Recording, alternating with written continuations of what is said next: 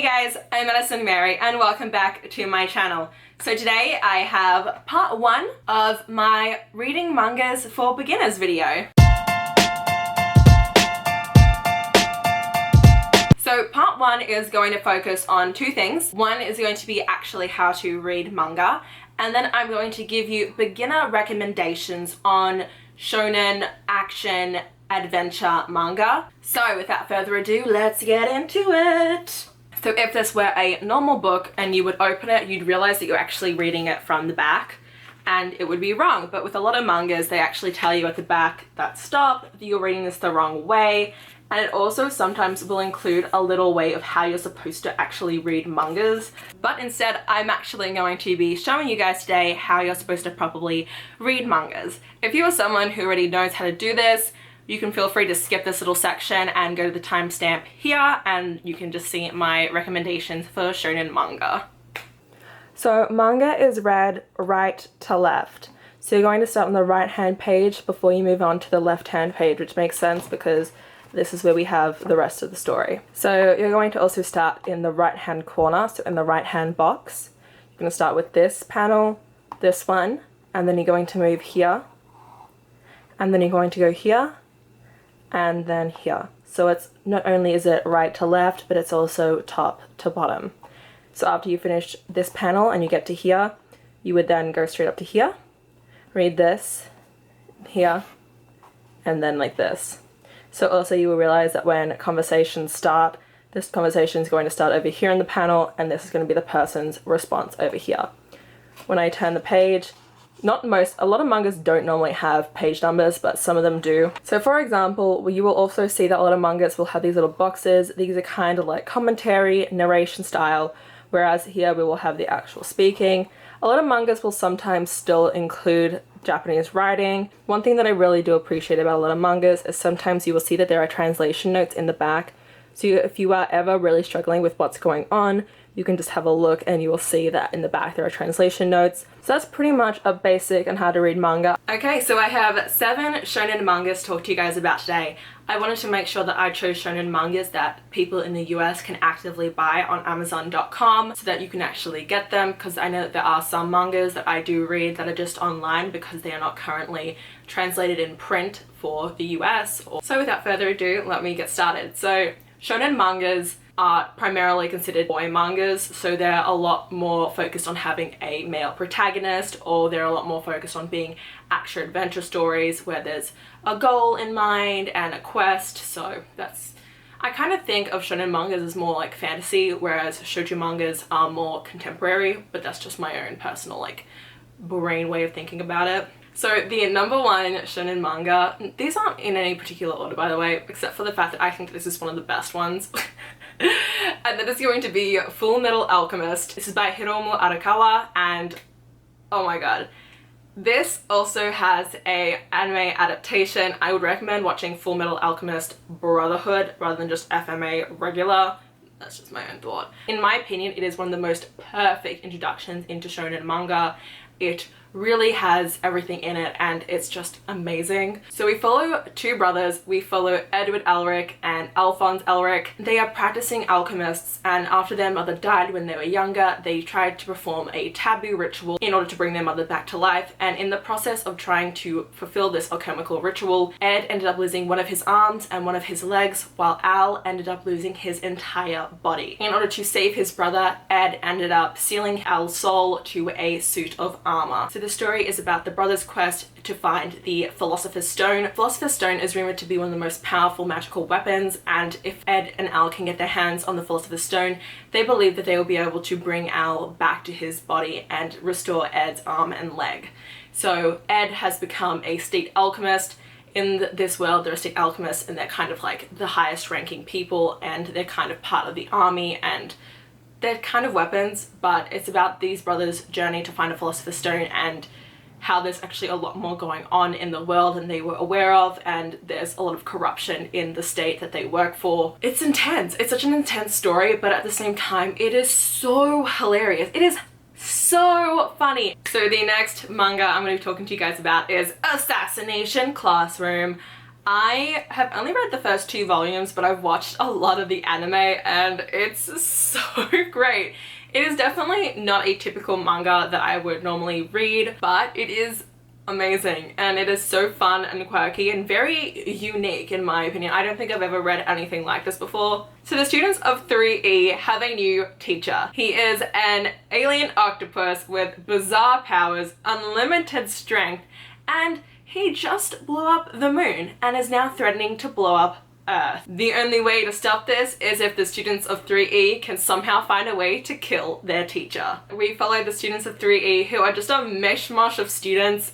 Some of them are horrible students, just can't study. Some of them are super smart. They're just all these different kids and it's so funny to watch them. Every day they try and find new ways to kill their teacher. They either band together to try and do it or they do it individually. But it's just so much fun and I think it's so quirky and I feel like there's definitely a lot of people out there who would actually love this and it's very lighthearted, it's a very easy read. So yeah, definitely check out the anime as well because it's Prime. I'm pretty sure it's actually on Hulu, so keep an eye out. The next manga I'm telling you guys about is such an amazing one and wow, this manga when it finished shocked me. I had no idea with the way that this was going and this is probably one of the most intense mangas on this list. It's going to be Akame ga Kill. Actually, now that I think about it, all the mangas on this list also have an anime adaptation, so I've actually read both of a lot of these except for one of them. Akame ga Kill is crazy. I think it's phenomenal. So we follow Tatsumi, who dreams of earning enough money to help his impoverished village thrive. So he decides to leave the country in order to find work in the capital. However, things quickly go sideways when he is robbed by a gorgeous beauty. Tatsumi is penniless, but he luckily gets taken in by the lovely Miss Aria, who brings him to her mansion. They are suddenly besieged by the ultimate team, Night Raid. Night Raid is a group of ruthless assassins who are contracted to take out the highly elite. Tatsumi quickly realizes that these assassins just might be the good guys. So the story is about Tatsumi joining Night Raid and the adventures that they kind of go on. It is really intense. I feel like it starts off as quite a light-hearted series and it takes a turn onto a lot darker topics, especially all the members of Night Raid have their own reasons as to why they are part of this assassin group and how they kind of go about getting revenge and how they go about... it's just... Next we have the manga that I was telling you guys about that I actually haven't read, but I have watched. I've read like a little bit, I just haven't read a lot of it. I've only read the first volume, which is like not much. And that is going to be Seraph of the End, Vampire Reign. After a catastrophic epidemic kills a majority of the adults on Earth, vampires arise from the earth and begin enslaving the rest of the human population. The story is about Yutiro and how he grew up in the enslavement of the vampires, how he escaped, and how he's now going after vengeance. And you see a mixture of both his time as a child in enslavement and nowadays going after them as revenge, and watching how these two storylines kind of match up and seeing how there's a development and how there's kind of a secret to Yutiro and who he is quite shocking, and it is just so amazing. And it's just a very complex story with so many parts and it feels like a total high fantasy with the idea of all these storylines kind of coming together slowly, and as you kind of see how everything is building up, it's just really amazing in that sense. So this next shonen is a little bit different in the sense that we actually follow a mainly female protagonist, but it is really good. I'm going to talk to you guys about Yona of the Dawn. So we follow Princess Yona, who is the only princess in her land. She is currently engaged to Su-won and she is protected by her faithful personal guard, Hawk, and she just has a lovely life until on her 16th birthday her dad is murdered. So with the help of Hawk, she flees the palace and has to struggle to survive while evading her enemies. What I really love about this story is it's about a princess, Yona, who starts off very meek, very sheltered, and we follow her throughout the story as she kind of learns how to fight for herself, fend for herself, take care of herself, and just kind of become this badass warrior princess. And that is just something I adore. I love when we see a badass take charge female character who is able to look after herself I really don't like the whole damsel in distress thing where it's just like the harem of guys around her who look after her. I like when the girl is able to look after herself as well. And there was also the world's slowest slow burn romance in this. It's so frustrating, but I love it. Oh, you're gonna ship the ship straight away and just be there being like, sail, sail, sail. But it takes a long time for that ship to sail. A long time. Like a long, long time. So finally for this shonen list, I'm going to finish it off with a godly manga. So I love when we got the Shinigami and just the gods and everything like that. Like that's always just a prime manga. So I'm obviously going to be telling you guys about Noragami, Stray God. So we follow Yato, who is a homeless god. So Yato doesn't have a shrine, he has no worshippers, and he really wants to become a well-known god and have a lot of worshippers. So he has his own, you know, service, and that is the fact that you can call him up and he will help you with, you know, whatever kind of things you need help with, whether it's helping you replace the light bulb, helping you grocery shop, or helping you find a missing cat. Like, you know, he's there. He will do anything he can to gain worshippers. And one day, you know, he's a god, so he can't really die, but one day he's crossing the street and this girl, Hiyori, sees him and she's like, oh my god, he's gonna get hit by a truck. And she jumps out to push him out of the way and she gets hit by the truck. And after getting hit by the truck, her soul becomes trapped in the far shore. So her soul is able to just periodically just leave her body because of this near-death experience that she had.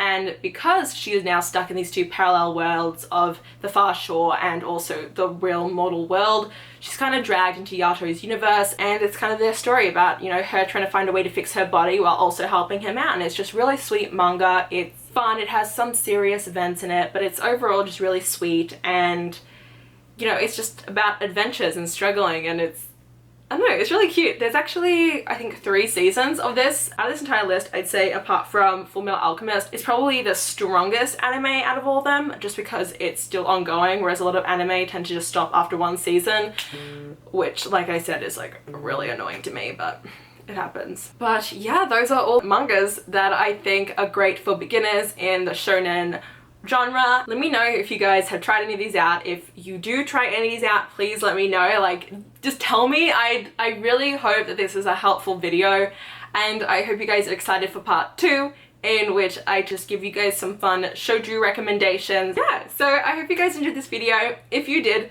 please hit the like button down below. If you want to see more of me, please subscribe to my channel, and until next time, thanks a bunch, guys. Bye!